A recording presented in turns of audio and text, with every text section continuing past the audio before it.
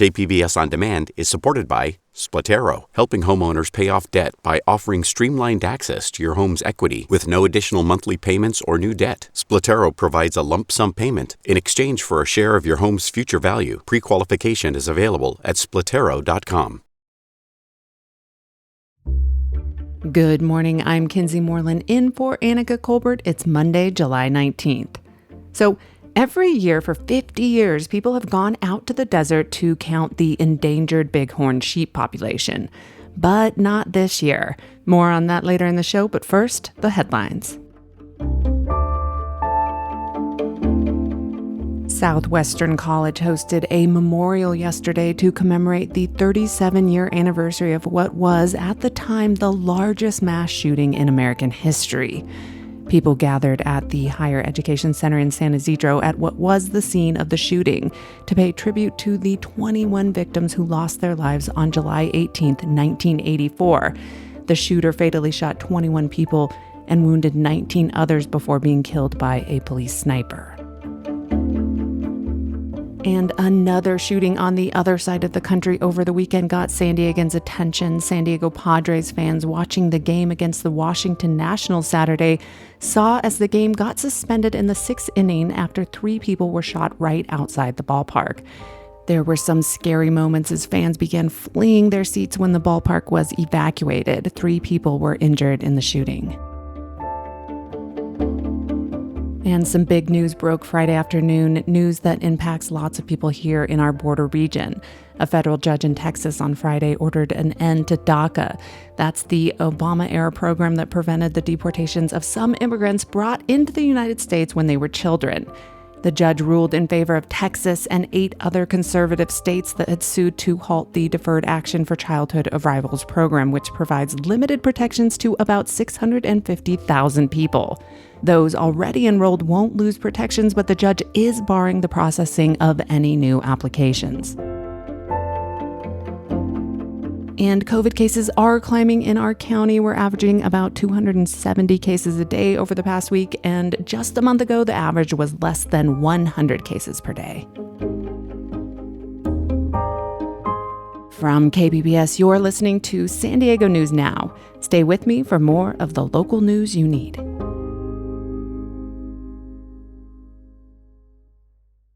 KPBS On Demand is supported by UC San Diego's Art Power, presenting cellist Joshua Roman, performing from his album Immunity, alongside music by J.S. Bach and more. Sunday, June 22nd at UC San Diego's Epstein Family Amphitheater. Reserve your tickets at artpower.ucsd.edu.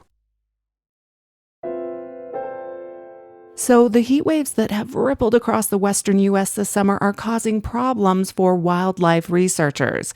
In the desert outside San Diego, an annual bighorn sheep count has been canceled. KPBS reporter Claire Trageser says the decision was made after a volunteer died. It was supposed to be the 50th anniversary of a citizen scientist tradition. Every year for 3 days in early July, volunteers hike into the desert, sit in the shade all day, and count sheep. Okay, I've got the male. The male's going down to water right now. That's a video made at last year's count. Volunteers like Callie Mack say their efforts help keep tabs on the peninsular bighorn sheep, which are endangered. You hike up there and you're all hot and sweaty and you're carrying some gear and you're saying to each other, "Oh, why do we do this every year? This is just miserable." Mack has been going to the count for 35 years and says it's worth it. But then all of a sudden you start seeing sheep coming down to get a drink or maybe coming into your count site, and everything changes. You're just energized. It's like the sun coming up. But not this year. Right before the scheduled count, a volunteer was out in the 116-degree heat, stashing water for sheep counters to use. He died of heat stroke. The State Parks Department decided to cancel the count. Volunteers like Mac were not happy. Honestly, we felt like we'd been slapped hard in the face by state parks.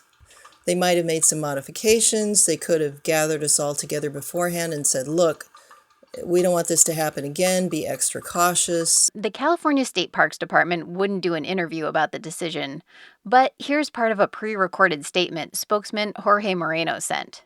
While California State Parks appreciates the citizen science surveys, it should be noted that the data set is only one piece of the overall bighorn sheep recovery plan. He says the extreme heat makes the count just not worth it. And there are other ways to count sheep, including using helicopters, cameras, and GPS collars. But researchers at Oregon State University say a combination of all methods, including firsthand observation, is best. And I'm speaking quietly because we're watching a group of bighorn sheep that are probably about 400 or 500 yards away. Professor Clinton Epps monitors bighorn sheep populations by checking for parasites in their droppings. Okay, we've been here about 20 minutes, and our collared ewe did just drop pellets, so looks like we're going to go collect the samples and then move on and try to find a different group of sheep. He says an annual census done in the same way every year is also important.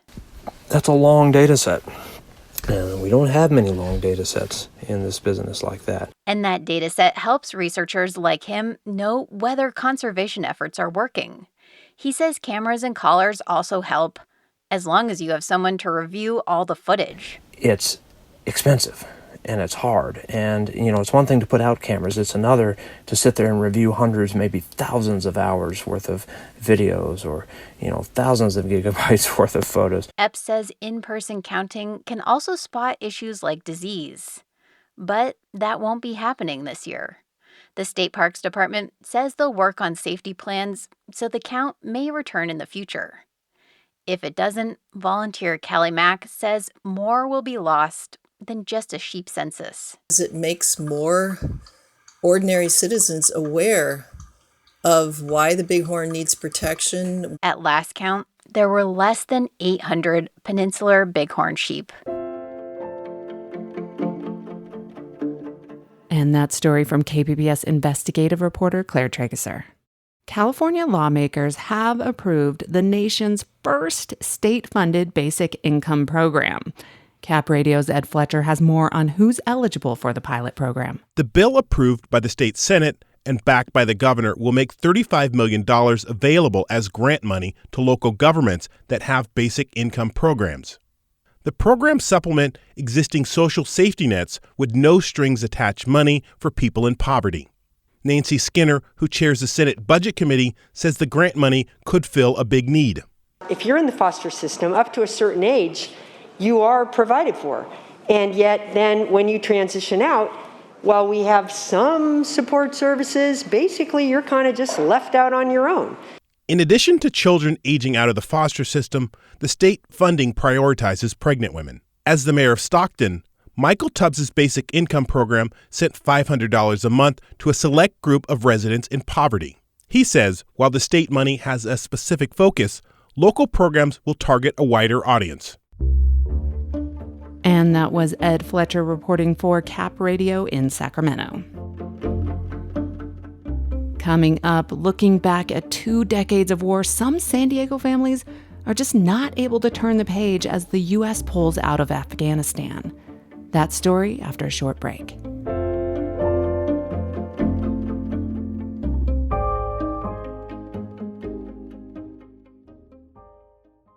KPBS On Demand is supported by Latino Legacy Foundation, presenting their Storyteller series, Reach for the Stars with Ellen Ochoa, the first Latina astronaut. Welcome Serenade by the all-female mariachi Amapolas, Sunday, June 29th. More at latinolegacyfoundation.org.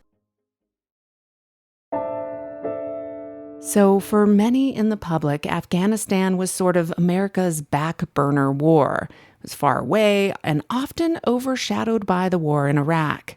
As U.S. troops continue pulling out of that war, the survivors of a fiery helicopter crash 15 years ago that killed 10 soldiers say time does not heal all wounds. KPBS military reporter Steve Walsh has the story. He also sits down with Midday Edition host Maureen Cavanaugh to discuss it. Justin O'Donohoe was 24 years old when he enlisted in the Army. He had already graduated college. His parents, Pat and Pam, still have his pickup truck out front. They drove it home to San Diego after visiting him at Fort Drum just before he deployed to Afghanistan in 2006. And we took him out to dinner at his favorite Chinese restaurant, which he loved, and that was the last time we saw him live. It's been 15 years since Justin died in a fiery helicopter crash on a mountainside in Kunar province, along with 9 other soldiers. Fathers aren't supposed to bury children. There is no closure for that. There is a internal kernel of you that is still filled with grief. Justin O'Donohoe was a cavalry scout with the 10th Mountain Division. His platoon was on a mountain at night near the Pakistani border.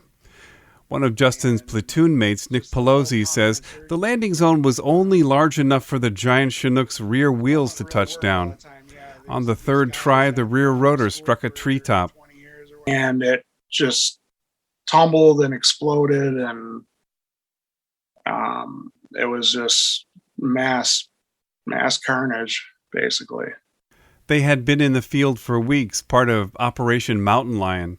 The goal was to retake territory captured by Al-Qaeda and the Taliban. It was so hot that we couldn't get down in there, so we're yelling, if you're hurt and you're still alive, move or make a sound, something, and we're going to come down and get you. In the morning, the survivors came down to recover the bodies. Pelosi was injured after he was knocked out of the helicopter during an earlier attempt to land. I mean, it was about 9/11, and at this point, I don't really know. I don't really know what it's about. Pelosi left the Army after that first 18-month deployment. He's now living on a farm in upstate New York, near where he grew up. The damage that comes from this stuff is unbelievable. None of these families are ever going to be the same after this.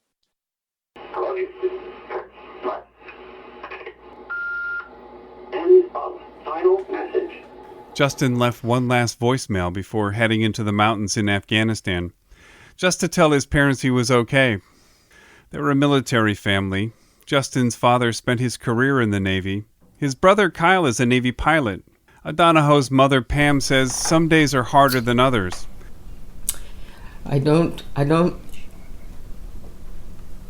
agree with the war, because I think a lot of people got killed, a lot of boys got killed for no reason. We didn't win anything for anybody. Why were we there? I don't know anymore. The O'Donohoes sat around the same dining room table where Army officers sat to tell them the findings of the crash nearly 15 years ago. When all is said and done, the helicopter still crashed and our son still died. The Army ruled the crash an accident. A heavily redacted copy of the crash report says 2 sergeants told their leadership that they considered the night landing high risk and didn't understand why it was being attempted. Regardless, the effective end of the war in Afghanistan doesn't offer any solace to the O'Donohoes. And you move on with the rest of your life, and you don't forget, you don't ignore, you don't let it slide by. I have a compartment in me that's Justin.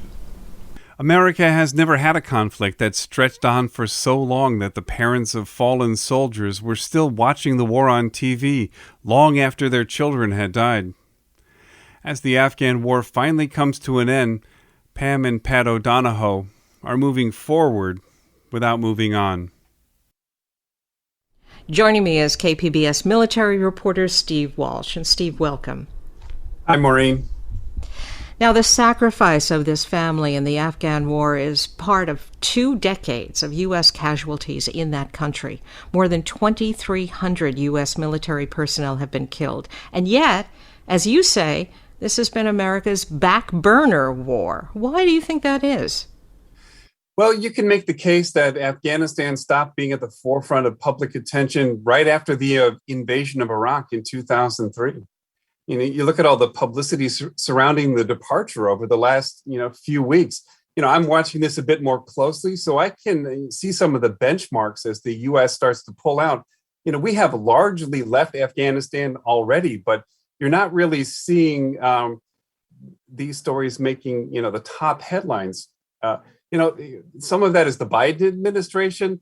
They're not looking for that mission accomplished moment. They're more interested, it seems, to not telegraph their moves so they can avoid a confrontation with the Taliban on the way out. One of the soldiers you spoke to in your feature says the war used to be about 9/11. Then he didn't know what it was about. And that questioning about the purpose of the war is shared by Justin's parents, wasn't it? Yeah.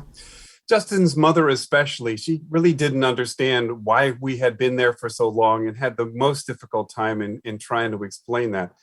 Um, his father had a very similar viewpoint, even though he had a military career himself in the Navy and was a civilian contractor. In fact, he even did crash investigations as part of his job, so he could understand what had happened to his son. But it's especially hard to explain the war after the SEAL team killed Osama bin Laden back in 2011. There's just a sense that nothing really changed long term. We honored the sacrifice that these men and women made for our country and for their comrades, but overall, the goals seem kind of murky. This week, the top general in Afghanistan stepped down, and that's apparently a signal of the end of the war. Can you tell us about that? Oh, yeah. Monday, General Austin Miller stepped down as the commander of the American-led forces in Afghanistan. They had a change of command ceremony in Kabul, which effectively ended the U.S. war in Afghanistan after 20 years.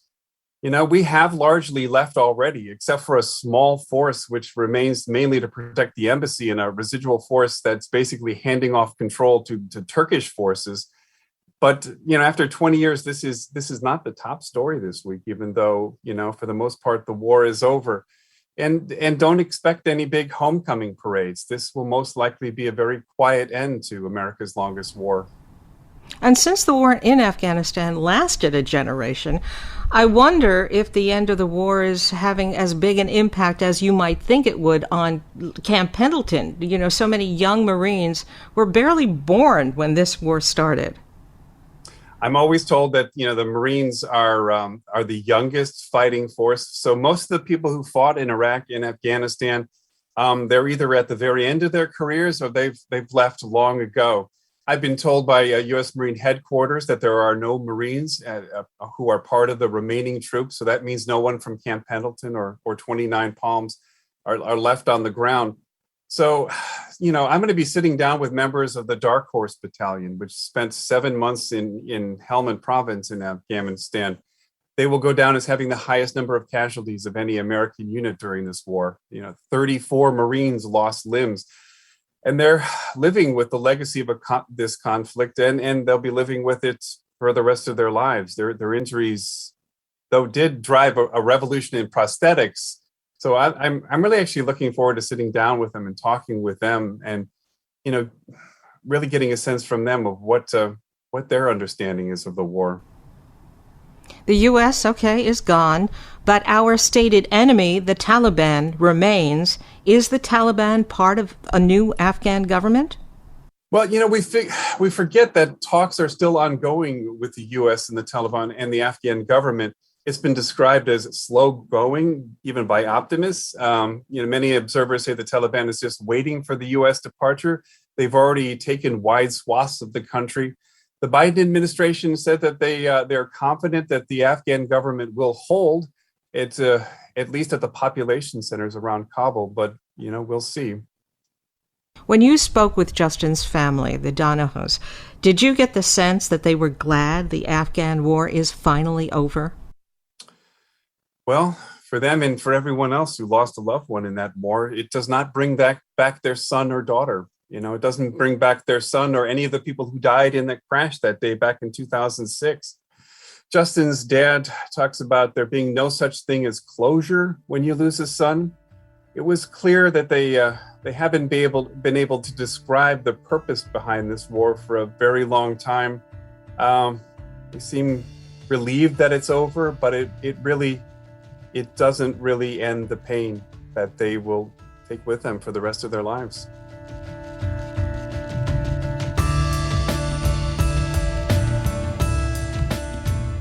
And that was Midday Edition host Maureen Cavanaugh talking with KPBS military reporter Steve Walsh.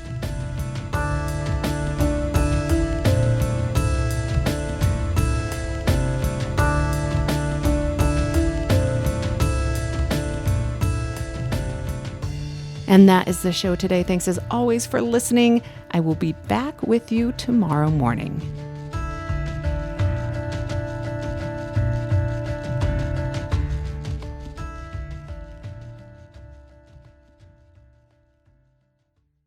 KPBS On Demand is supported by UC San Diego's Art Power, presenting cellist Joshua Roman, performing from his album Immunity, alongside music by J.S. Bach and more, Sunday, June 22nd at UC San Diego's Epstein Family Amphitheater. Reserve your tickets at artpower.ucsd.edu.